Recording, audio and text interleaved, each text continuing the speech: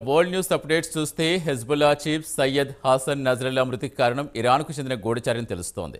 ఆయన ఎక్కడుంది, ఆయన ఏం చేస్తున్నారు, లొకేషన్తో పాటు పూర్తి సమాచారం అందించడంతో ఇజ్రాయెల్ వెంటనే రంగంలోకి దిగి నజరుల్లాను అంతం చేసింది. ముస్లిం దేశాలకు పెద్ద దిక్కుగా ఉన్న నజరుల్లా మృతితో ఆ దేశాలు శోకసంద్రంలో మునిగిపోయాయి. ప్రస్తుతం ఇజ్రాయెల్కు జోరుకు అడ్డుకట్ట వేయడం ఎలా అని ముస్లిం దేశాలు మల్లగుల్లాలు పడుతున్నాయి. నజరుల్లా మృతికి కుట్ర పన్నిందెవరు, ఈ యుద్ధం ఎలాంటి మలుపు తిరుగుతుందో ప్రత్యేక కథనంలో మరింత సమాచారం తెలుసుకుందాం.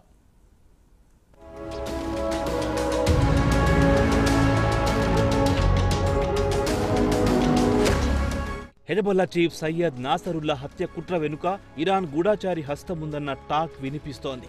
ఆయన ఎక్కడుంది, ఆ లొకేషన్ను ఆ గూఢాచారి ఇవ్వడంతో ఇజ్రాయెల్ పని కాస్త సులువయ్యింది. దక్షిణ బీరూట్లో శుక్రవారం రాత్రి నాసరుల్లా ఉన్న అపార్ట్మెంట్ బేస్మెంట్పై 80 టన్నుల బాంబుల వర్షం కురిపించడంతో ఆయనతో పాటు ఆయన అనుచరులు దుర్మరణం పాలయ్యారు. దీంతో మిడిల్ ఈస్ట్ మొత్తం నిర్ఘాంతపోయింది. శుక్రవారం రాత్రి చనిపోయినా ఆయన చనిపోయింది మాత్రం శనివారం ఖరారు చేశారు. ఇరానియన్ గూఢాచారి ఇజ్రాయెల్ మిలిటరీకి పక్కా సమాచారం ఇవ్వడం వల్లే నాసరుల్లా చనిపోయారు. అయితే ఇక్కడ గమనించాల్సింది ఇజ్రాయెల్ ఇంటెలిజెన్స్ నెట్వర్క్ ఎంత బలంగా ఉందో తాజా పరిణామాలను బట్టి చూస్తే తెలిసిపోతోంది.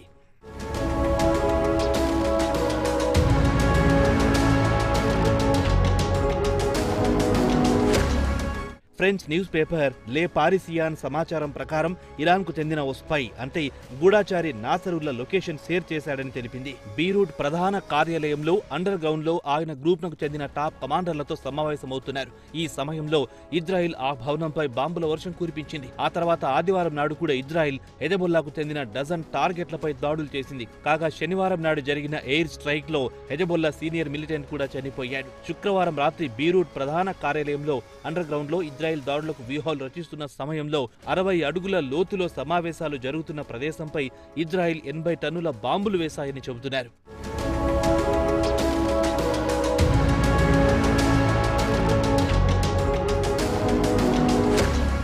అయితే ఒక్కో మీడియా సంస్థ ఒక్కో విధంగా చెబుతున్నాయి. 2000 టన్నులు వేశాయని ఒకటంటుంటే కాదు 1000 టన్నులు ఇలా కథనాలు వెలువడుతున్నాయి. అయితే అమెరికా ఇచ్చిన అత్యంత శక్తివంతమైన బంకర్ బస్టర్ బాంబులతో హెజబొల్లాను లేపేసిందని ఇరాన్ విదేశాంగ మంత్రి అబ్బాస్ అర్జకీ అమెరికాపై మండిపడుతున్నారు.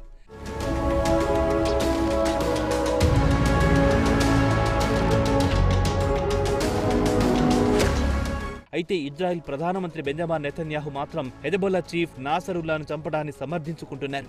వేలాది మంది అమాయకులను మిలిటరీని చంపాడని గత 11 నెలల నుంచి తమ భూభాగాలపై దాడులు చేస్తున్నాడు. దీంతో తమ దేశానికి చెందిన సుమారు 1,00,000 మంది తమ ఇళ్లను వదిలి సురక్షిత ప్రాంతాలకు తరలి వెళ్లాల్సి వచ్చిందన్నారు నెతన్యాహు. న్యూయార్క్లో యుఎన్ జనరల్ అసెంబ్లీలో నెతన్యాహు ప్రసంగించిన తర్వాత గత బుధవారం నాడు నాసరుల్లాను చంపడానికి ఇజ్రాయెల్ మిలిటరీకి గ్రీన్ సిగ్నల్ ఇచ్చారు. వెంటనే రంగంలో దిగిన ఇజ్రాయెల్ డిఫెన్స్ ఫోర్స్ లేదా ఐడిఎఫ్ పక్కా సమాచారంతో బంకర్ బస్టర్ బాంబులతో దాడులు చేసి నాసరుల్లాతో పాటు ఆయన అనుచరులను లేపేసింది.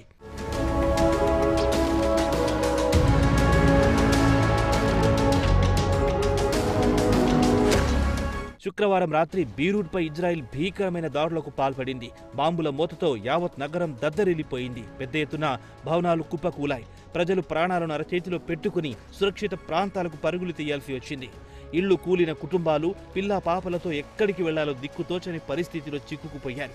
రాత్రంతా బాంబుల వర్షంతో ప్రజలు ఎక్కడ తలదాచుకోవాలో అర్థం కాకుండా సముద్రం చెంత, పార్కుల్లో, బహిరంగ ప్రదేశాల్లో కార్లలో తలదాచుకోవాల్సి వచ్చింది. బీరూట్లో సుమారు 10 లక్షల మంది నిర్వాసితులు అయ్యారని చెబుతున్నారు.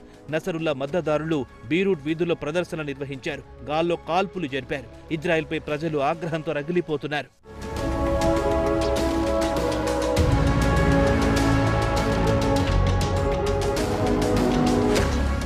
బహిరంగంగా ఎవ్వరికి కనిపించని నాసరుల్లా ఇటీవల దేశంలో పేజర్లు, వాకిటాకీలు పేలుల తర్వాత మొట్టమొదటిసారి తన రహస్య ప్రదేశం నుంచి దేశ ప్రజలనుద్దేశించి మాట్లాడారు.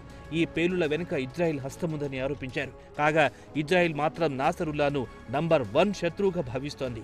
గత 3 దశాబ్దాల నుంచి హెజబొల్లా నాయకుడు వేలాది మంది అమాయకులను చంపేశాడని, వారిలో అమాయక మహిళలు, పసిపిల్లలున్నారని ఇజ్రాయెల్ మిలిటరీ చీఫ్ అధికార ప్రతినిధి వెల్లడించారు. బీరూట్పై ఇజ్రాయెల్ దాడిలో యావత్ నగరం నిలువున వణికిపోయింది.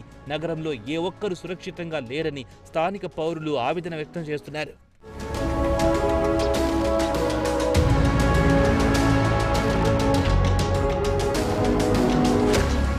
ఇదిలా ఉండగా ఇజ్రాయెల్ దాడులతో హెజబొల్లా కీలక నాయకుడిని కోల్పోయినా తాము మాత్రం ఇజ్రాయెల్పై ప్రతీకారం తీసుకుంటామని చెబుతోంది. వెంటనే ఇజ్రాయెల్పై వందలాది క్షిపణులతో దాడులకు పాల్పడింది.